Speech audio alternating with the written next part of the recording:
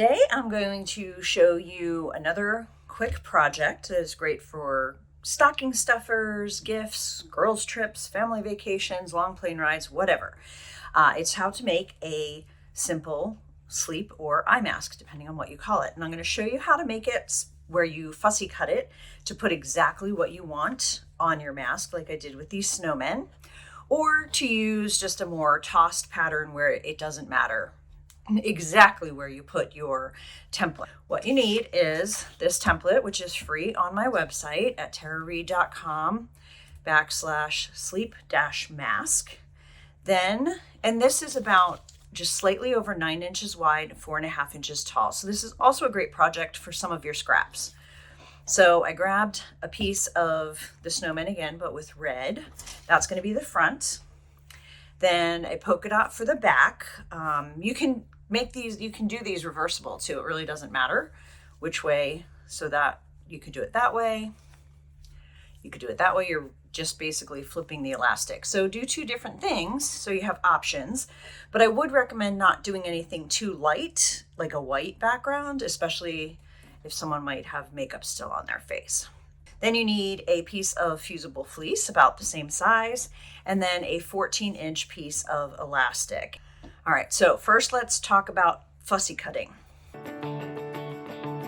So to fussy cut, you need to figure out exactly where you want your designs, and you're going to sew with a 1/4 inch seam allowance. So if it goes over that selvage a teeny bit, it's still going to be okay.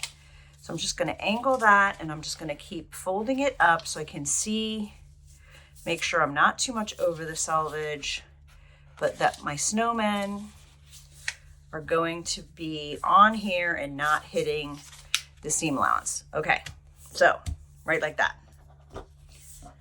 Move that there. I like to cut it all together so the size is correct. So then I'm gonna, whoops, don't do that.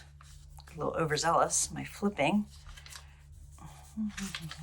Okay, then I'm gonna put my backing right side down, because I'm gonna make this, I'm gonna cut this as a sandwich the way it's gonna go, so that when we pin it together, it's going to be good sizing. And then I'm just gonna put that on top of all of it and pin it together.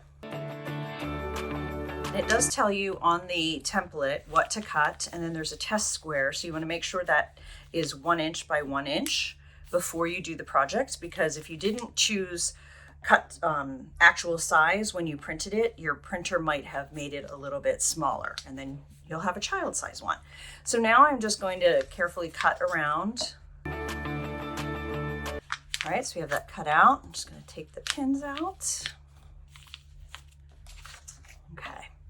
Isn't that going to be cute how that ended up in the center? So now I'm going to take the fusible fleece. Oh, and I cut it so that it's going to fuse to the back. It doesn't really matter which way. And I'm going to take it over to the ironing board and just press and fuse that together. All right, so I have a different method where you're going to be able to make these really quickly if you're using just a toss pattern where it doesn't really matter what part of the print is going to be on your mask. So what I do in this case is I cut out the fusible fleece. So I cut out a bunch of the mask shape out of the fusible fleece, take some of my scraps of fabric and press the fleece onto the fabric before I cut the fabric. Then I'm going to grab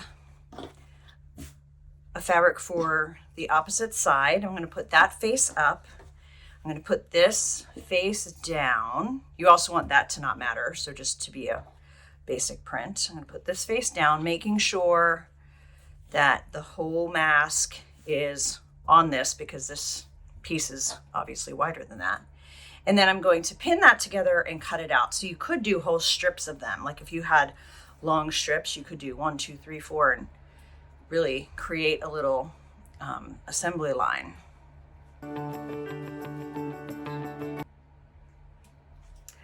Now that I fused the fleece to the backing, I'm going to put the right side up, and I'm going to grab my elastic, and this is just going to be attached straight across.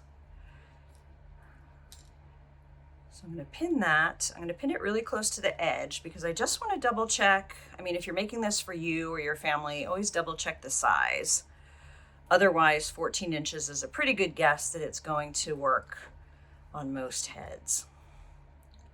But if you want to check the size, just pin it like that. And then I would do it this way so you don't, less likely to stab yourself. Very gently put that on your head to test, but we're gonna assume that it's fine.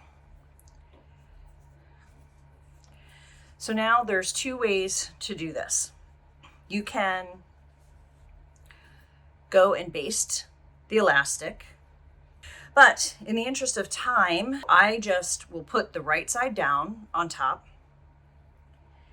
and then hold that elastic in place, put this down, and make sure I pin through the elastic. And then I'm going to do the same thing on the other side. I don't know, I'm all about time efficiency.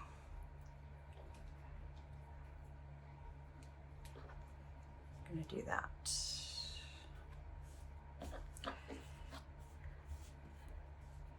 And then you're just going to pin the rest of the way around.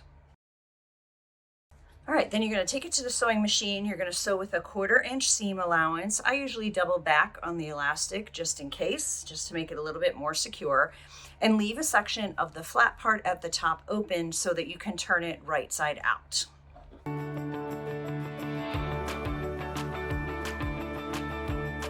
Okay, so I left a section open for turning, but before you turn it right side out, you're just going to need to go around the curves and clip so that it's going to turn nicely and give you a smooth curve. And if there are parts that look a little bit thick, you can always trim that back a little bit. I might be a slightly overzealous trimmer, but I figure too much is better than none, and just make sure you're not getting too close or, heaven forbid, cutting through your stitch lines. So now that I have that all trimmed, I'm just going to very gently turn that right side out. And if you flip the fabric where you started and ended and then push through, you're going to put less strain on the edge of that sewing.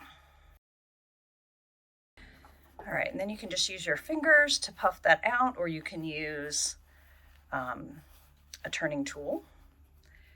But it's pretty big. You can just rub your finger along that curve.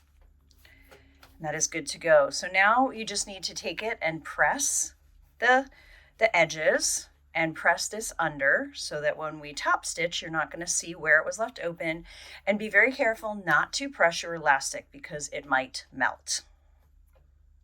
So now this is all pressed, so you can't really see where that opening was, and it is good to go. We're going to top stitch about 1/8 of an inch from the edge, and I put a dark red thread in the top and black in the bobbin so that whichever side you put out, you're not going to really notice that stitch line. And that's all there is to it. Just make this as a stocking stuffer, or give it just because, or how cute would it be with a matching pillowcase?